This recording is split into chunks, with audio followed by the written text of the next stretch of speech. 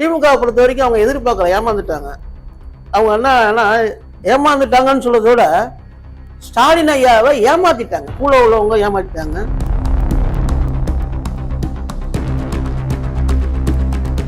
இப்ப உள்ள காங்கிரஸ் திமுக விட்டு விலகிட்டு அப்படிங்கும் போது எல்லாரும் நினைச்சிட்டு இருக்காங்க பிஜேபியோட கூட்டணி போயிருவாங்களா அப்படின்னு. திமுக பொறுத்த வரைக்கும் பேசுவாங்களே தவிர ஏற்கனவே அவங்க பிஜேபியோட அண்டர்ஸ்டாண்டிங்ல தான் இருந்துட்டு இருக்காங்க. அதுல மாற்று கருத்து இல்லை, அது தெரியும், எனக்கு ஜாதக ரீதியா தெரியும்.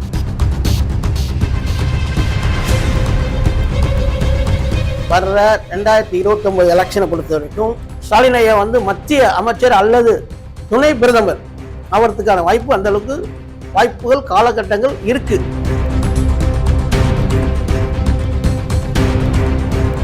மத்தியில தான் இன்னுமே, இங்க கீழே இன்னுமே உதயநிதி தான், மத்தியில தான் ஸ்டாலின் ஐயாவுக்கு வேலை. இங்க டெல்லி தான் வேலை, இன்னுமே தமிழ்நாட்டில இருந்து அதிக வேலை கிடையாது.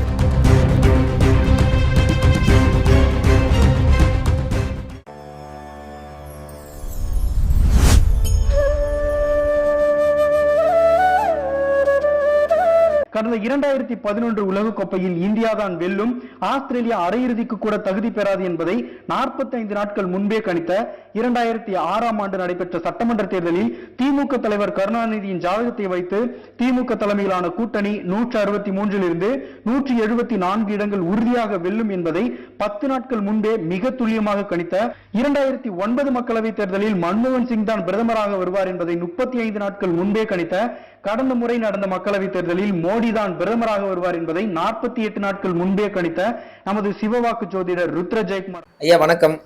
ஓம் சிவாய நம. சிவவாக்கு ஜோதிடர் ருத்ர ஜெயக்குமார்.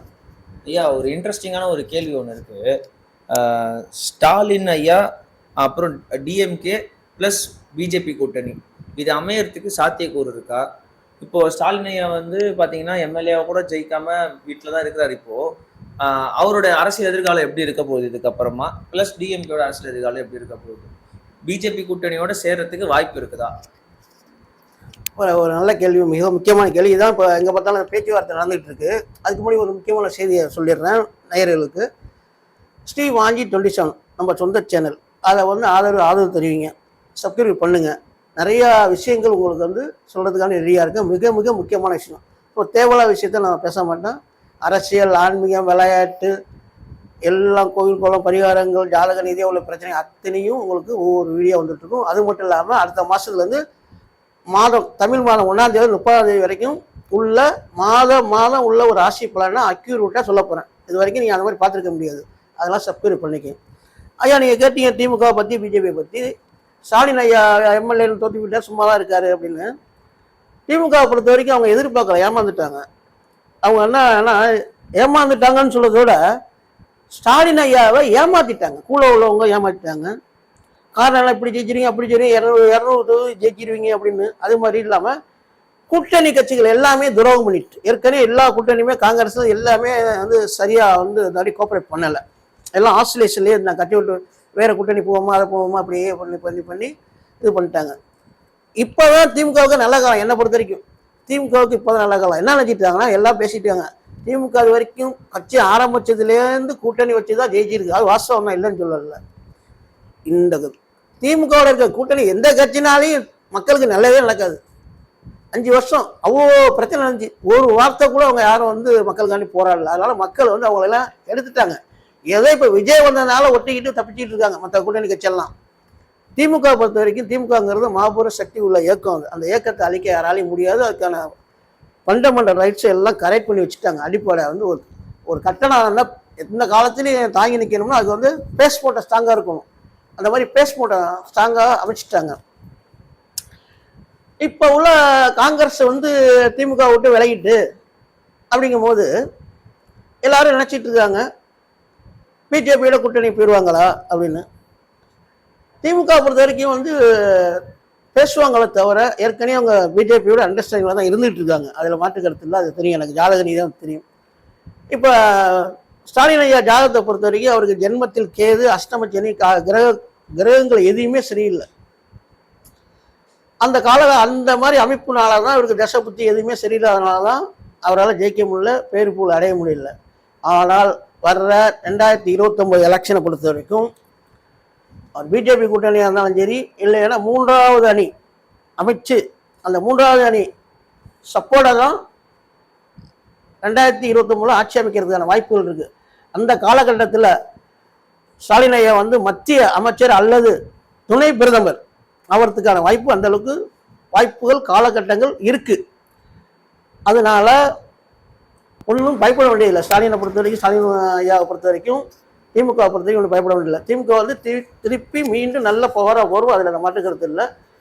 அடுத்து வந்து என்னன்னா மத்தியில் தான் இன்னுமே, இங்கே கீழே வந்து இன்னுமே உதயநிதி தான், மத்தியில் தான் வந்து ஸ்டாலின் ஐயாவுக்கு வேலை. இங்கே டெல்லி தான் வேலை. இன்னுமே தமிழ்நாட்டில் வந்து அதிக வேலை கிடையாது. கட்சை 10 பேர் வளர்ப்பார், எல்லாம் முன்னுவார், தலைவர் இருப்பார், எல்லாம் முன்னுவார்.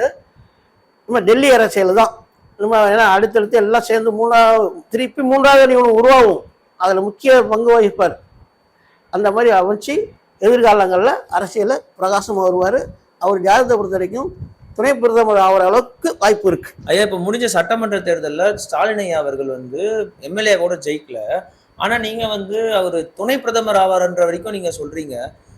உண்மையிலேயே இதெல்லாம் நடக்கிற சாத்தியக்கூறு இருக்கா? பிஜேபி ஒரு கூட்டணி அமைச்சா கண்டிப்பா. நீங்க என்ன நினைக்கிறீங்கன்னா, இந்த ஒரு எலெக்ஷனை பொறுத்த வரைக்கும் திமுக பார்க்காத எலெக்ஷனு கிடையாது.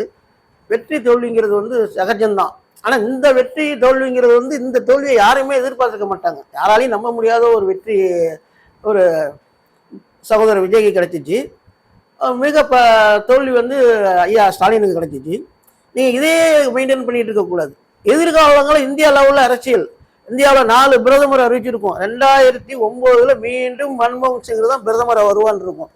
2014 மோடியை யாருன்னே தெரியாது, அந்த பேப்பர் கட்டிங் தரேன். 2014 தமிழ்நாட்டை பொறுத்த வரைக்கும் மோடி யாரும் தெரியாது.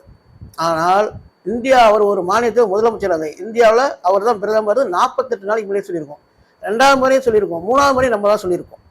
அந்த அடிப்படையில் திருப்பி இப்போ வரப்போகிற அரசியல் சூழ்நிலையெல்லாம் பார்த்தீங்கன்னா, இந்தியா லெவலில் 3வது கட்சி, ஏன்னா காங்கிரஸ் சொல்லிட்டு ஒதுங்கிட்டாங்க. அப்படிங்கும்போது ராகுல் காந்திக்கு அவ்வளோ ஜாதகம் பவராக கிடையாது. பிரியங்கா காந்திக்கு தான் ஜாதகம் பவராக இருக்குது. பிரியங்கா காந்தி தலைவராக ஆனால் மட்டும்தான் ஒரு பக்கம் காங்கிரஸ் தலைமையிலான கூட்டணியும், மறுபக்கம் பிஜேபி தலைமையிலான கூட்டணியும், 2 கூட்டணி மட்டுமே போட்டியிட வாய்ப்பு இருக்குது. பிஜேபி விஎஸ் காங்கிரஸ் அப்படி வரும். ஆனால் ராகுல் காந்தியை பொறுத்த வரைக்கும், ராகுல் காந்தியோட ஜாதகத்தில் அந்த அளவுக்கு ஜாதகங்கள் அவ்வளோ பவர் கிடையாது. ராகுல் காந்தி வந்து நம்ம வந்து வேண்டாதவங்க கிடையாது, வேண்டப்பட்டவன் தான். எல்லாருக்கும் நம்ம வேண்டப்பட்டவன் தான். ஏன்னா ஜாதகம் எப்படி இருக்கு, அதே பிரியங்கா காந்திக்கு ஜாதக அருமையாக இருக்குது. அதனால ராகுல் காந்தியோட அதிக பவர் யாருக்கு கிடைக்கும்னா பிரியங்கா காந்திக்கு. இந்த அடிப்படையில் வந்து காங்கிரஸ் இதே மாதிரி பண்ணிக்கிட்டு இருந்துச்சுன்னா 3வது அணி நிச்சயம் உருவாகும். அந்த உருவாகனா அதில் திமுக முக்கிய பங்கு வசிக்கும். அதில் வந்து எந்த குறையும் கிடையாது. முக்கியமான இடத்துக்கு அவங்க இருப்பாங்க. அப்போ வந்து 3வது அணி எந்த பக்கம் ஆதரவு தெரிவிக்குதோ அவங்க தான் ஆட்சி அமைக்கிற மாதிரி சூழ்நிலை உருவாகும். அப்போ உருவாகிறப்ப அப்போ இவருக்கு நல்ல மினிஸ்டர் அல்லது துணை பிரதமர் ஆகிறதுக்கான வாய்ப்பு ஸ்டாலின் ஐயாவுக்கு நிச்சயம் உண்டு. இதில் பற்றி எந்த மாற்று கருத்து இல்லை. ஏன்னா காலங்கள் இன்னைக்குள்ள காலம் வேற, அடுத்தடுத்த காலங்கள் வேற. ஐயா, இப்போ 3வது அணி உருவாக வாய்ப்பு இருக்கு அப்படின்னு சொன்னீங்கல்ல, அந்த 3வது அணி அண்ணாமலை அணியா இருக்க கூடாதா அப்படின்ற ஒரு கேள்வி எனக்கு இருக்கு. அண்ணாமலை அணியா இருக்க வாய்ப்பு இருக்கா? அண்ணாமலை ஐயா பொறுத்த வரைக்கும் முதல்ல கவனம் செலுத்துவார், தமிழ்நாட்டு அரசியலை தான் கவனம் செலுத்துவார். மற்றபடி டெல்லி அரசியலை வந்து அவர் வந்து பெருசாக எடுத்துக்க மாட்டார். அதனால் அதை பற்றி நம்ம நினைக்க வேண்டியதில்லை. இவங்களுக்கு வந்து தமிழ்நாட்டில் கட்சியை வளர்த்து தமிழ்நாட்டு மக்கள் நல்லது செய்யணும். அவங்க கட்சியிலையும் ஒரு சில எம்பிகள் வந்து ஜெயிக்க வாய்ப்புகள் இருக்குது. அது அந்த காலகட்ட சூழ்நிலையில் அன்றைக்கி டேட்டை அறிவிச்சு அந்த சூழ்நிலையில் அப்போ உள்ள காலகட்டத்துக்கு நான் என்ன நடக்குங்கிறத சொல்கிறேன். இப்போதைக்கு அண்ணாமலை பொறுத்தவரைக்கும் தமிழ்நாட்டில் தான் கவனம் செலுத்துவார். 3வது அணியை பற்றி, அதை 4வது அணியை பற்றி இதெல்லாம் யோசிக்க மாட்டார். டெல்லியை பற்றி யோசிக்க மாட்டார். இப்போதைக்கு ஒன்லி தமிழ்நாடு தான். நன்றி, வணக்கம். ஓம் சிவாய நம.